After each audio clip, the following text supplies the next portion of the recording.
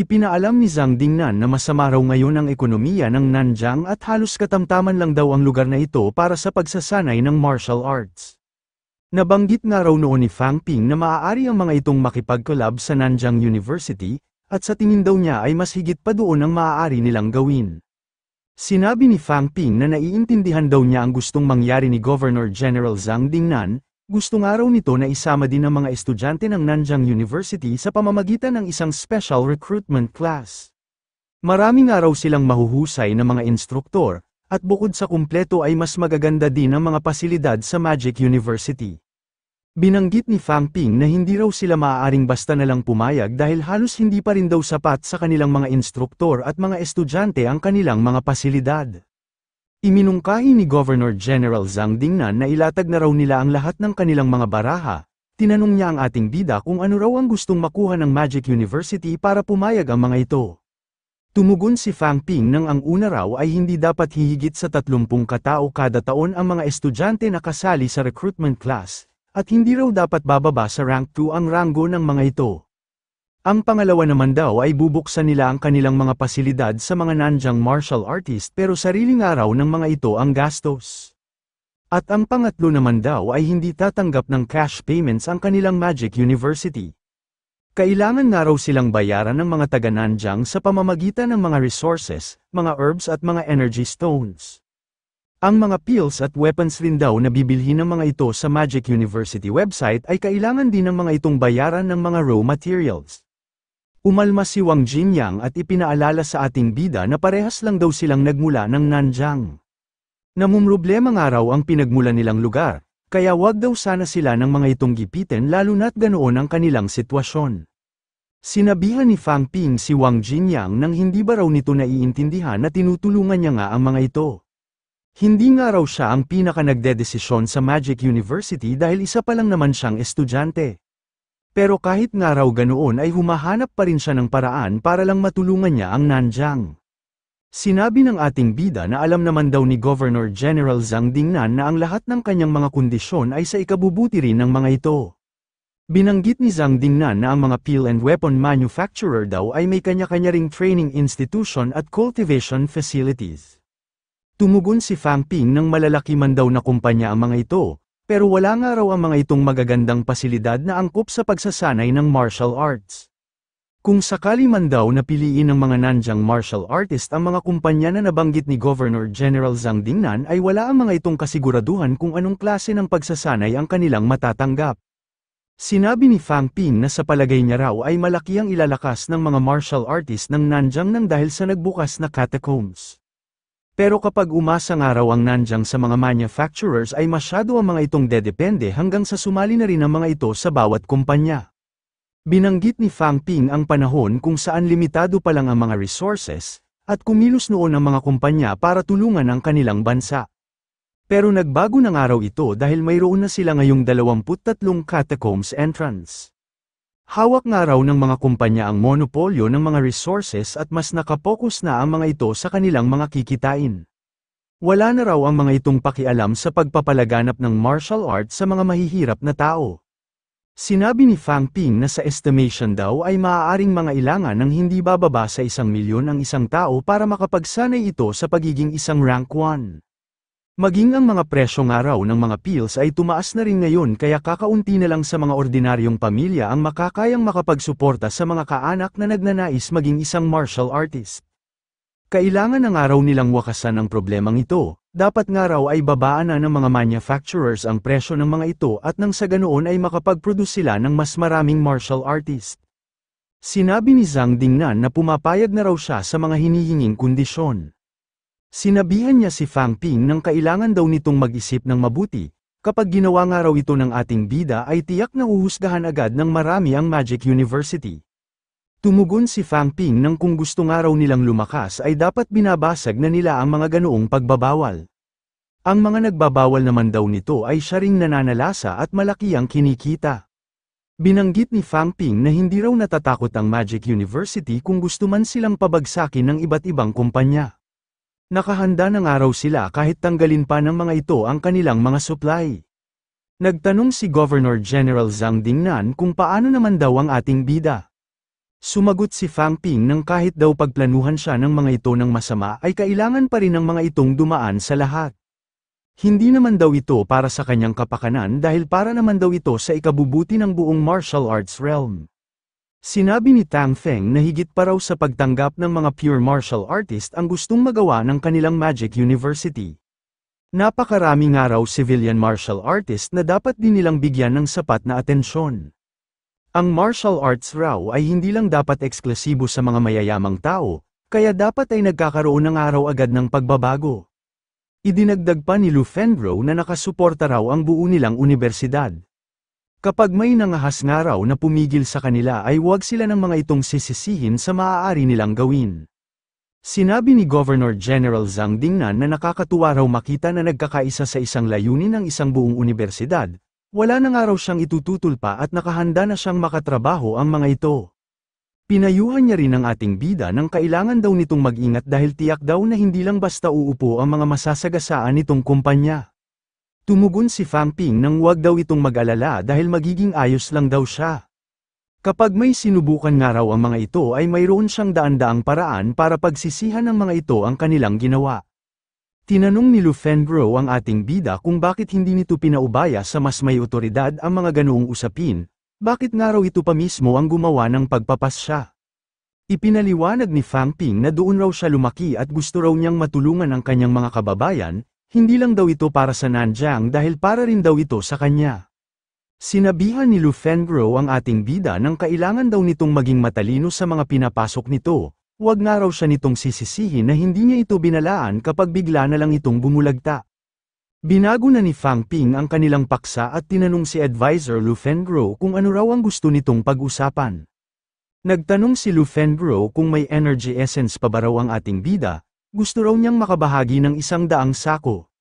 Nagulat si Fang Ping sa dami ng hinihingi ng kanyang teaching advisor, sinabi niya na naubos na nga raw ang kanyang energy essence. Sinabihan ni Lu Fengro ang ating bida nang wag na raw siya nitong lukohin. Magbabayad nga raw siya kung kinakailangan, kahit nga raw ang mga shares niya sa mga pill company ay nakahanda niyang ibigay. Sinabi ni Fang Ping na hindi naman siguro kailangan ni Advisor Lu Fengro ng ganoong karami para magawa nitong makapag-rank up. Tumugon si Lu Fengro nang hindi niya rin daw alam pero kailangan niya pa rin daw itong subukan.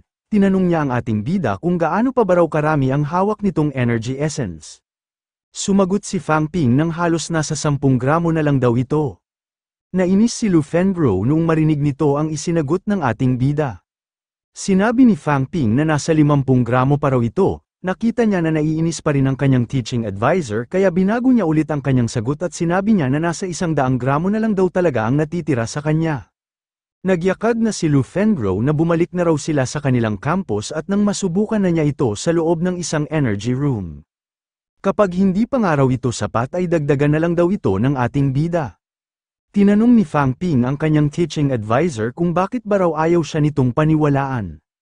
Naisip ni Lu Fengro na sa tuwing sinusubukan niya raw pagsamahin ang kanyang mental strength at vitality ay lagi itong naghihiwalay.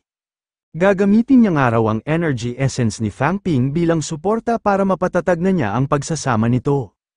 Nagpasalamat si Principal Wu Kuoshan sa ating bida. Sinabi niya na sa sandaling simula na raw ni Lu Fengro ang pagsasama ng mental strength at vitality ay ilagay na raw nito doon ang energy essence. Sinabi ni Fang Ping na dapat daw galingan ng kanyang teaching advisor lalo na't kakaunti na lang ang kanyang energy essence. Nilinaw ni Wu Kuoshan na hindi raw mahalaga kung gaano karaming energy essence ang maabsorb ni Lu Fengro dahil hindi naman daw ito kinukulang ng enerhiya. Ang rason daw kung bakit hindi ito makapag-rank up ay nang dahil sa sugat sa puso nito.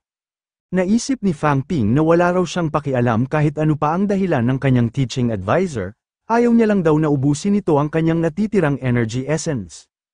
Sinimulan na ni Lu Fengro ang pagsasama ng kanyang mental strength at vitality. Napansin ni Fang Ping na enerhiya ng mental strength ang nasa pinakasentro ng Heaven and Earth Bridge ng kanyang teaching advisor. Nag-alala si Wu Kuoshan dahil hindi nga raw naghahalo ng maayos ang Heaven and Earth Bridge at mental strength ni Lu Fengro. Pinagmadali niya ang ating bida at sinabi na dagdagan pa raw nito ang paglalagay. Ipinaalam ni Fang Ping na umabot na raw sa 100 gramo ang kanyang nailalagay, Dapat daw ay magtagumpay ang kanyang teaching advisor at nang hindi naman masayang ang kanyang energy essence. Naisip ni Lu Fengro na ang kanyang araw mental strength at vitality ay napakataas na para sa isang rank 6 pero bakit hindi niya nga raw ang mga ito mapagsama, hindi niya raw matatanggap na mabigo siya ulit sa pagkakataong ito. Sinabihan ni Wu Kuoshan si Lu Fengro nang wag daw itong magmadali, maaaring mawasak nga raw ang Heaven and Earth Bridge nito. Binanggit ni Fang Ping na pumapayag na raw si Chen Yangxi na maging goddaughter ni advisor Lu Fengro kaya kumalma lang daw ito. Narinig nga raw niya na halos kahawig nito ang kanyang senior. Sinabihan ni Principal Wu Kuoshan ng ating bida nang wag na raw nitong palalain pa ang sitwasyon. Nagpaliwanag si Fang Ping nang sinusubukan niya lang daw galitin ang kanyang teaching advisor. Sinabi ng ating bida na alam naman daw ni advisor Lu Fengro na isa na agad siyang rank 5 martial artist. Pagdating nga raw ng 2 taon ay magiging isa na siyang rank 9 Grandmaster at tutulungan niya raw ito para patayin ang Heavenly Gate City Lord. Posible nga raw ang kanyang sinasabi dahil alam naman daw nito kung gaano kabilis ang kanyang paglakas. Sinabi rin ni Fang Ping na kung hindi pa raw yun sapat ay tutulungan niya rin ito sa pagbugbog sa kanilang prinsipal. Tinanong ni Lu Fengro ang ating bida kung may energy essence pa ba raw ito, kailangan pa nga raw niya ng mas marami.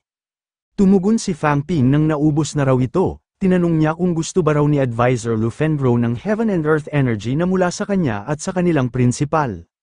Pinigilan ni Wu Kuoshan ng ating bida dahil masyado raw agresibo ang Heaven and Earth energy, kapag puwersahan na raw itong inabsorb ni Lu Fengro ay maaaring mawasak ang Heaven and Earth Bridge nito. Sinabi ni Fang Ping na kailangan nga raw nilang sumugal, kapag nabigo raw ngayon si advisor Lu Fengro ay bababa lang ito sa rank 3. Pero kapag tumagal pa raw ito ng tumagal sa ganoong kalagayan ay mas titindi pa raw ang maaari nitong kahinatnan. Sinabihan ni Fang Ping si Principal Wu Kuoshan nang siya na lang daw ang gagawa nito kung nagdadalawang isip pa ito. Pumayag na rin si Wu Kuoshan sa suhestyon ng ating bida at sabay nilang binigyan ng kanilang Heaven and Earth energy si Lu Fengro.